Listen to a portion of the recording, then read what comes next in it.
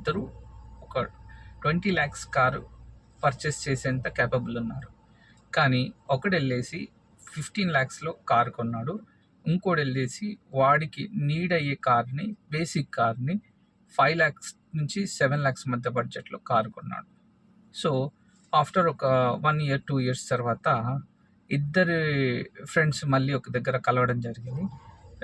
Discussion ఎలా జరిగిందంటే, hi రా బాగున్నావా ఏంటి, ఈ మధ్యలో బాగా టూల్ కొడుతున్నావు ఏంటి, కనీసం నాకు ఇన్ఫర్మేషన్ కూడా ఇవ్వట్లేదు, నేను కూడా జాయిన్ అవుదాం అనుకున్నాను అని అన్నాడు. అంటే ఈ ఎక్కువగా టూల్ కొట్టింది ఏంటంటే, చిన్న బడ్జెట్ కార్ తీసుకున్న ఫ్రెండ్ ఏమో రెగ్యులర్గా అంటే వీకెండ్స్లో కానీ తనకి అంటే హాలిడేస్ ఎప్పుడు వచ్చినప్పుడు అలా అతని కారు తీసేసుకొని చిన్న చిన్న దగ్గరలో ఉన్న స్పాట్స్ కానీ లాంగ్ డిస్టెన్స్లో కూడా టూరిజం స్పాట్స్ వెళ్ళి ఫ్యామిలీతో ఎంజాయ్ చేశాడు.